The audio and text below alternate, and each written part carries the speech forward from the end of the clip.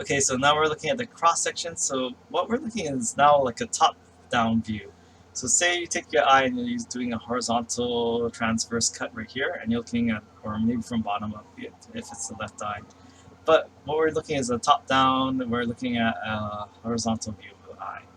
Now, this view is kind of useful because it shows you the two different cavities. The anterior chamber is over here, so you can consider it before the lens, and after the lens we have the posterior cavity.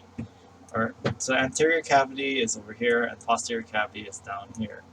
Now, the thing about the different cavities is that they contain different types of fluids, and in the anterior we have something called aqueous humor. So it's this watery fluid that helps to, and what we see is this circulation of this fluid.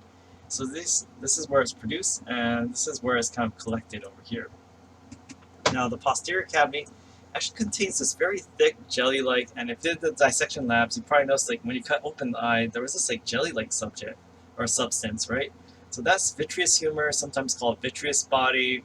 I use them interchangeably, FYI. But yeah, so then basically, anterior cavity aqueous humor is thinner and more watery, whereas in the posterior cavity, you have this very thick vitreous body or vitreous humor.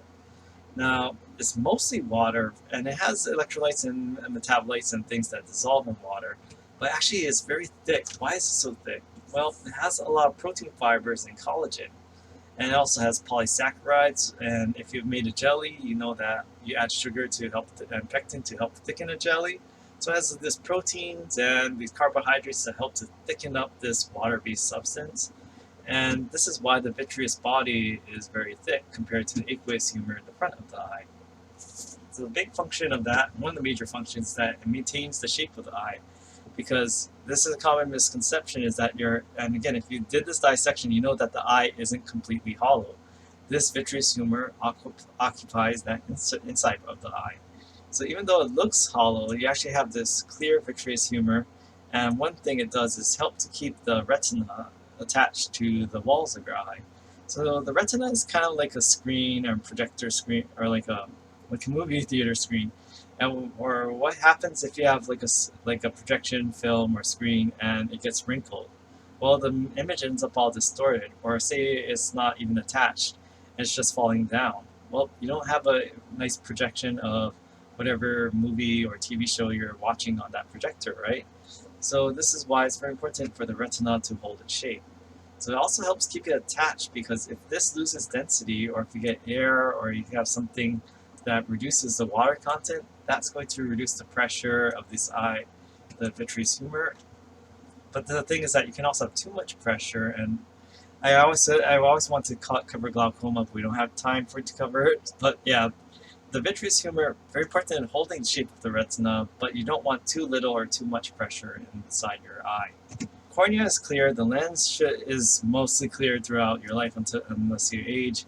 But what about this? If you've had this, you probably, I mean, I have these too, but if you ever, I tried to simulate this here, but you know these floaters, you might have, I mean, hopefully you don't have these, but yeah, I know I have a few floaters, but what are causing these floaters when we have this in our vision? Why do they bounce around and move around? Well, here is why the retina is very important. Again, it's like that projection screen, right? So where is the light coming into your eye? It's coming from the anterior part and shining through the cornea and the lens. And what happens if you have something like a protein fiber or some sort of debris here?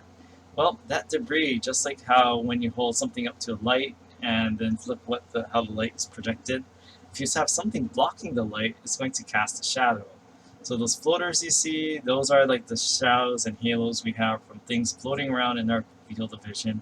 And yeah, from all the light, casting shadows from the light entering in, and whatever protein and other debris floating around in our eyes and bouncing around.